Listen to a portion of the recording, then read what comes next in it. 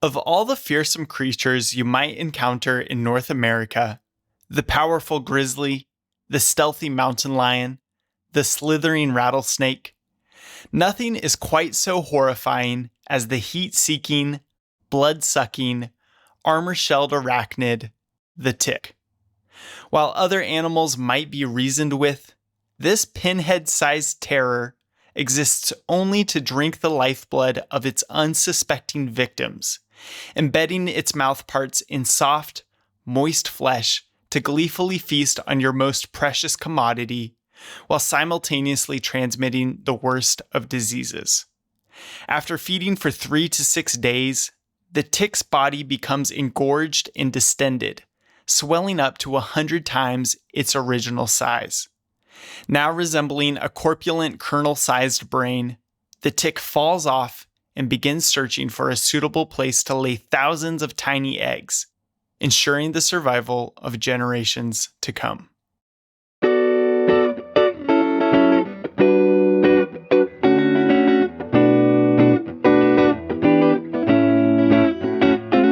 Hey guys, Samuel Allred here. Welcome back to the Persistence Outdoors podcast. If you haven't picked up on it so far, ticks tick me off.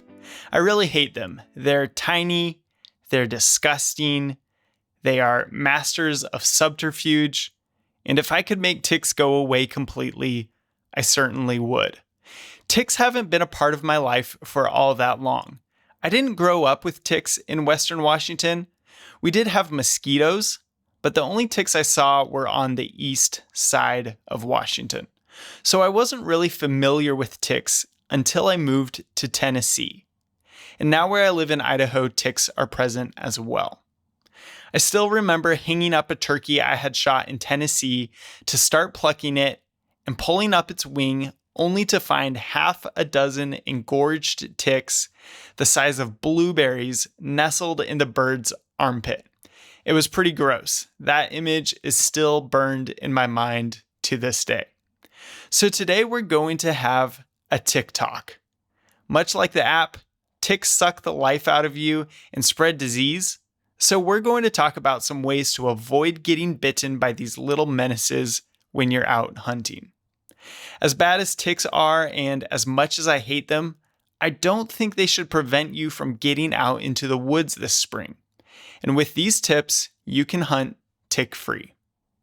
Before we get into it, if you want to support this show, please give it a 5-star rating on whatever platform you listen on. It helps to show others that this podcast is worth listening to, and hopefully it will help more people get outside and into hunting, which is what Persistence Outdoors is all about. So please rate the show, tell a friend, and for those of you who listen and have rated the show, thank you for your support. So let's get into it. One of the particular reasons why ticks are so nasty is that they transmit diseases, and some particularly not fun diseases at that. A couple of these diseases are Lyme disease, Rocky Mountain spotted fever, anaplasmosis, and alpha-gal syndrome. Lyme disease gives you fever, aches, fatigue, insomnia, and a rash. One of the telltale signs of Lyme disease is actually a bullseye rash around the place where the tick bit you. And it's one of the first signs along with those other symptoms. Lyme disease is rarely fatal, but it can last a long time, and it's just terrible to have. It's not something you want. Rocky Mountain spotted fever has the same symptoms as Lyme disease, and it also has a red spotted rash instead of a bullseye rash. So instead of a circle with a rash in the middle of it, it just has red spots that start to show up around where you were bitten.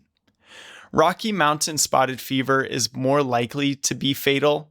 It can be treated with antibiotics, just like Lyme disease and anaplasmosis. But again, it's nasty. You don't want it.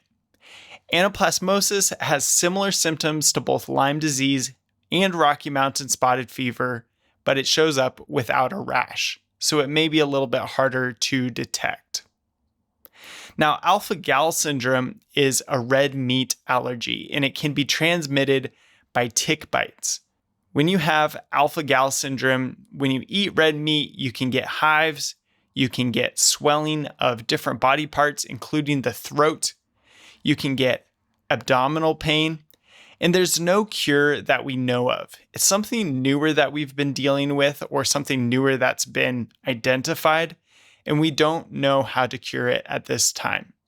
Some of the people who have got alpha-gal syndrome have noticed their symptoms lessen over time, so there may be hope for those people, but it really does add insult to injury when a hunter gets alpha-gal syndrome. They get a red meat allergy, and all of a sudden, especially if they like hunting deer, they can't eat deer, they can't eat beef, they can't eat pork, lamb, any of that. Alpha-gal syndrome is transmitted by the Lone Star tick, which is mostly in the south, the east, and central US, which I realize, covers half of the US. But it's transmitted by the Lone Star tick, so if you're in the northwest, you don't have as much of a chance of getting alpha-gal syndrome, but it is nasty and you want to stay away from it. Needless to say, you can get some pretty terrible diseases from ticks. And I don't say this to prevent you from going outside during the warmer months, but you should definitely take ticks seriously if the blood-sucking thing wasn't enough for you already. To understand how to keep ticks from sucking your blood, I thought it would be helpful to understand how ticks locate you in the first place. So I did a little bit of research, and the answer is that they locate you every way. They can locate you with all the senses. Seriously, they can locate you by body odor, they can locate you by heat, they can locate you by moisture, even vibration of walking along on the ground. And so ticks are just built for finding a host. That's what they do. They'll actually hang out in tall grass, brush, and shrubs in a position that's called the questing position. So they will stand on bushes with their back feet, with their front feet up in the air. And as a host walks past, they'll grab on with their front feet and then transfer their body from the bush to their new host. Once they get on the host, they start searching for humid places to embed. So on a human, that's all the worst places you can think of. They often go for a hairline because that gives them some security and cover, makes them a little bit harder to find. The ticks that I've had on me that have embedded, I only found on my legs and my arms, but they could go other places, and you should definitely check there if you're in an area that has ticks. Thankfully, even though the tick is built for finding you and sucking your blood, thankfully there are lots of ways to keep ticks from biting you as well. One of the best ways to keep ticks from biting you is by using a physical barrier. So this is going to be bug netting or it's going to be clothing. With bug netting, you can use a separate piece of bug netting and use it to wrap yourself up in or put it over your face. If you have a mummy bag and you're sleeping in that and your face is exposed, you could put some bug netting over your face to keep ticks out. If you're sleeping in a tent, there's going to be built-in mesh and bug netting already. So as long as you're diligent about not tracking ticks in, you should be able to keep ticks out of your tent and be safe as you're sleeping. When I was bear hunting last spring, I was sleeping in a tent and I woke up one morning and just look up at the mesh at the top of the tent, and there were just 4 or 5 ticks just crawling around. They kind of crawl slowly, and I think of them kind of as zombies. They were just crawling around, waiting for a chance to get in there and suck my blood. And I didn't like that, but I was thankful to have the bug netting to keep them out. Ticks also can't bite through clothing, so that means you can wear long, light layers to prevent ticks from getting at you. Light or heavy layers, but I'm just thinking in the summer, in the spring, when it's a little bit warmer, you'll probably want lighter layers. For me, that means tucking my pants into my socks so that ticks can't get in underneath my pants. I suppose they could get in through that gap, and you can tighten that up with some rubber bands or with a strap or with some duct tape. But for me, it has worked. Ticks haven't got in through my pants tucked into my socks. When I was a kid growing up in Western Washington, I hiked a lot in the summers and I was on well-maintained trails, so I almost never hiked in pants, and I really didn't understand the appeal. But now, as I've hunted a lot more and I'm walking through brush and I'm dealing with ticks, I'm almost always wearing pants. So definitely get some comfortable pants. It will be a fashion statement tucked into your socks, but it's worth it. If it's wet out, or if there's lots of dust and you don't want to get the moisture or dust in your socks, you can throw some gaiters on over that.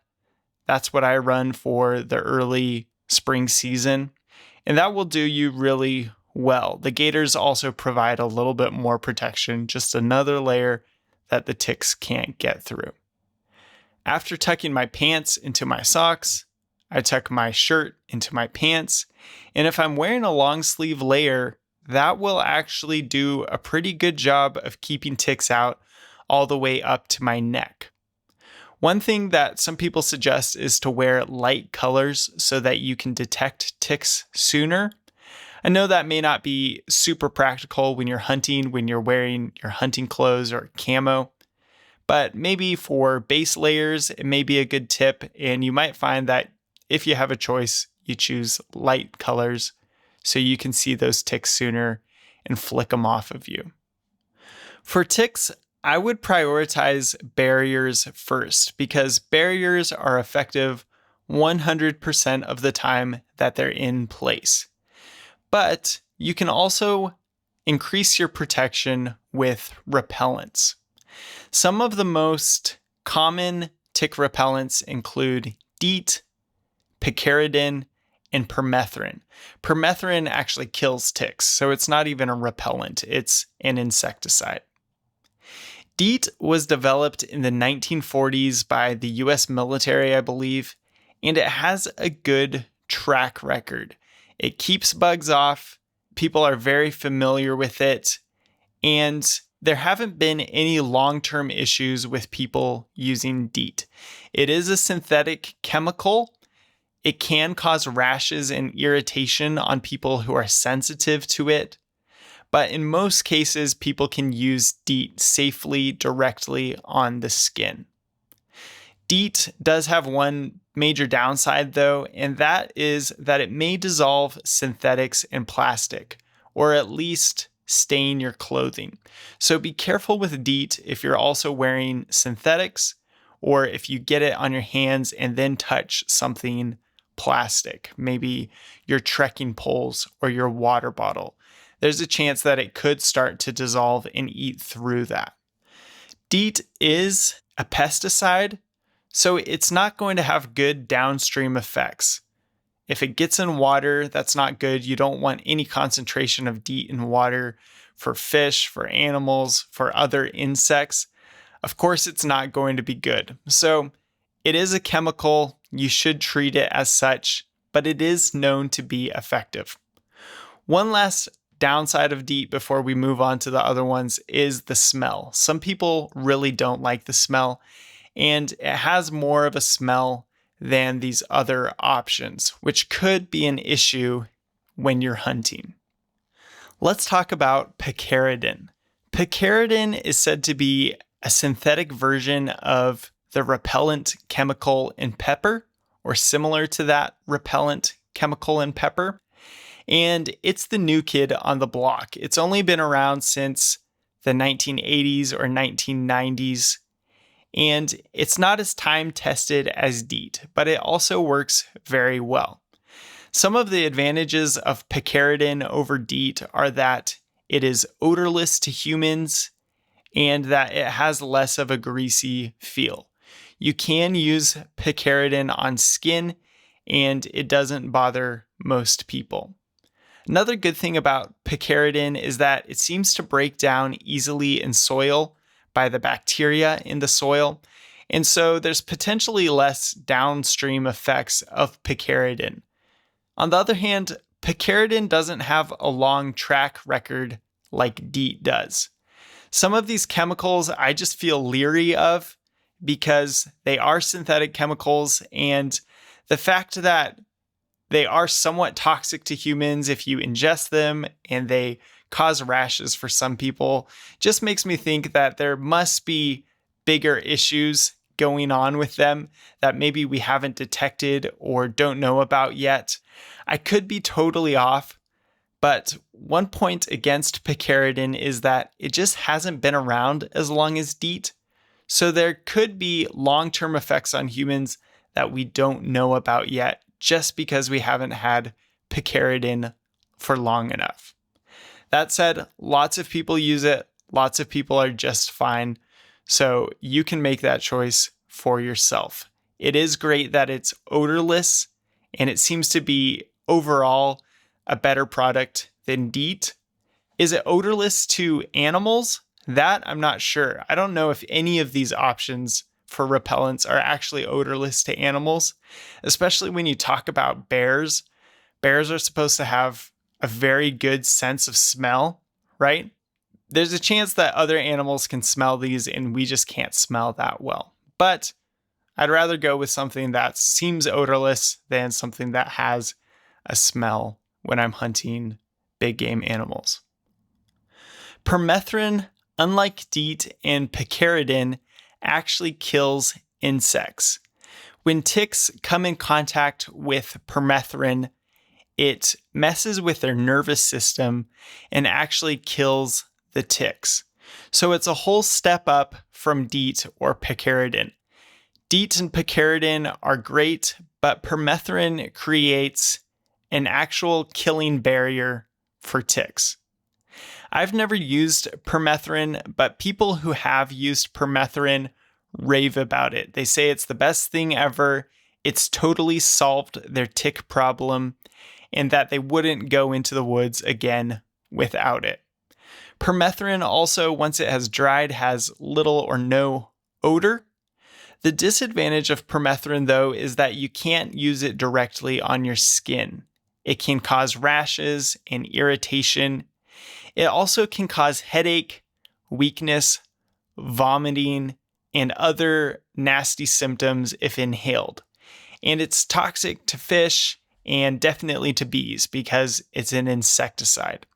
So permethrin is not only nasty to humans if it gets on your skin or if you inhale it, but it's also bad for other animals and has some nasty downstream effects.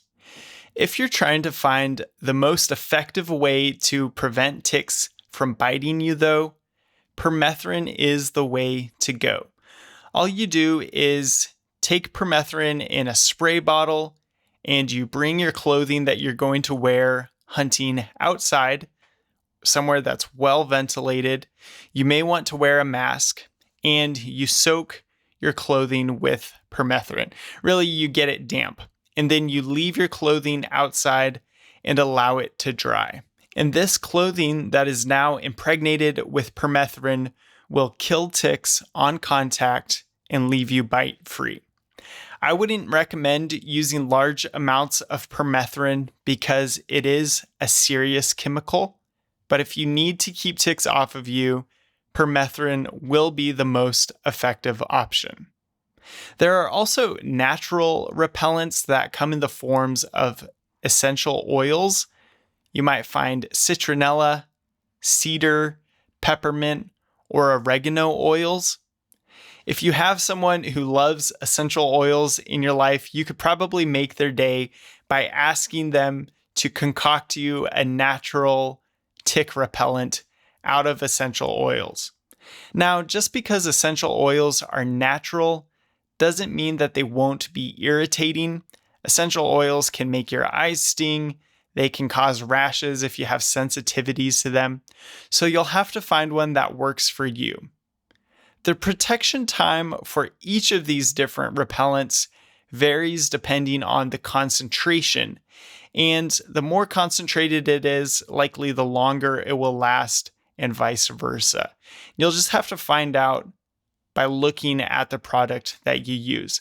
Natural repellents, though, in general, are not going to last as long as the synthetic repellents, and you may have more of a scent around you than some of those repellents like permethrin or picaridin. I'd be really curious to find a natural repellent that works well. I'd be interested in finding a cedar scented one because then I could just smell like a tree. Maybe that would work out well. But in my research so far, I haven't found any natural concoction that compares to picaridin or DEET. The final way to protect yourself from ticks is to just check regularly. This is as easy as it sounds. Just every couple hours, strip some layers and look for ticks on your skin. In my opinion, this is actually one of the best ways to prevent getting diseases because ticks actually need to be attached for quite a while before they can start transmitting diseases. So with Lyme disease, ticks need to be attached for an estimated 24 hours or more before they start transmitting that disease. With Rocky Mountain spotted fever, I've seen estimates as low as 4 to 6 hours, but most estimates are closer to 10 hours or more. Anaplasmosis takes at least 12 hours, and alpha-gal is still unknown, but likely it takes a while to transmit. So knowing this, as long as you check for ticks regularly, every couple of hours, and assuming you find them and if they're embedded, remove them, you will be able to greatly decrease your chances of getting a disease. So on those long spring days, maybe you're glassing for bears, just strip some layers, take a moment and check your skin. Thankfully, the spring and summer are warmer, so it's not terribly uncomfortable to strip some layers and then put them back on. And if you're glassing, you have all kinds of time. So just take a moment to check and do that every couple hours regularly, and you will be able to greatly decrease your risk of getting a disease. You should also check your dog if you have a dog hunting with you, because they can pick up ticks easily and they can then bring them back to your home or into your car. So check your dog and make sure that you remove any ticks from your dog as well. When you're removing a tick, what you want to do is use some tweezers or your Leatherman and grasp the tick as close to the skin as possible. So it will have its little mouth parts in your skin, and you basically want to grab its head, and then you are going to pull with steady pressure. You don't want to jerk because you could break the mouth parts off in the skin, and that could become more irritated and infected. So you don't want to jerk, but you want to pull with steady pressure. And it might take a moment for that tick to release or for you to pull it out, but usually it will. Then you will clean the area and just monitor that area for rash or swelling. If you've been checking yourself regularly, you should be able to know that that tick has only been there for up to 3 hours, right? And that gives you a lot more peace of mind than if you don't know at all. But you still want to monitor the area for rash or swelling. Now, you may have heard some people say to burn a tick off, or you might have been trying to pull a tick off and you've been squeezing it with your fingernails. You shouldn't do those things. And here's the reason why. When you burn a tick or squeeze a tick, it could regurgitate. And at that point, that's when it's transmitting disease.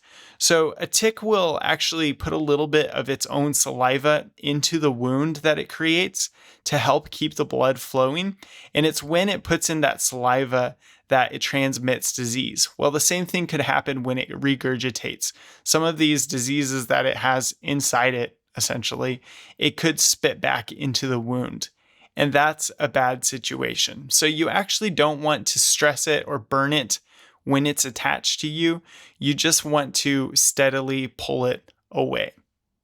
Another reason why you don't want to squeeze it with your fingernails is because if you squish that tick and then get that on your hands, you could be exposing yourself to disease. One tip, if you've just removed a tick, is to take a picture of it or put it in a plastic bag so that if it did transmit a disease to you, you can then show it to the doctors and they can identify what disease you may have. When you're removing ticks, I think you should kill ticks. I don't see any reason to let that little bugger go. The best way that I found to kill ticks is to grind them between some rocks. You can also, once you've removed it, then you can definitely burn it and kill it that way. Another way to kill ticks is to take your clothing that might have ticks hiding in it and put it in a dryer for 6 minutes on high heat. And that is supposed to kill any ticks that might be lurking in your clothing. One final tick tip that I have for you before we wrap this up, I should have mentioned this earlier with repellents, is that if you're using sunscreen, apply sunscreen first and then bug spray. Sunscreen often needs to soak into your skin a little bit to work properly. So you just want to apply that sunscreen first and then the bug spray, and both will be able to work at the same time. Well, guys, that's my spiel on ticks. Hopefully it was helpful for you. And I truly believe that if you take the right precautions, you don't need to be afraid of ticks in the outdoors. When I'm hunting and outdoors in the warmer months now, tick checks just have become a routine thing. When I stop for lunch, I tick check. When I get home, I tick check in the shower. And if I'm hunting with other people, we're always looking out for ticks on each other. I really dislike the idea of chemicals like DEET and permethrin. As much as people say they're safe, it's just hard for me to believe. I'm a little skeptical of it. So I usually focus on physical methods of preventing tick bites. So far, I've done pretty well with long, light layers, just tucking my pants into my socks, tucking my shirt into my pants, and it makes me look maybe a little goofy in the spring season, but it works pretty well so far for keeping ticks out, especially below my waist. That said, the more I hear about these nasty diseases, it makes me more wary, so I may be experimenting with some chemicals, particularly picaridin, this season. I'd love to find a good natural blend, so if anybody knows something natural that does really well at repelling ticks, let me know. Shoot me an email at persistenceoutdoors2022@gmail.com or drop a comment below. I'm sure other listeners would love to know what that is. In my research, I saw all these essential oils, but nothing really stood out as something that could really compete with the synthetic repellents. Anyways, as you're planning to get out this spring, make sure to factor in ticks and have a strategy to keep them off of you. There's lots of great hunting opportunities in the spring, so I hope you have a chance to get out there. With that, I will wrap this up. Have a great week, and I will catch you next Tuesday.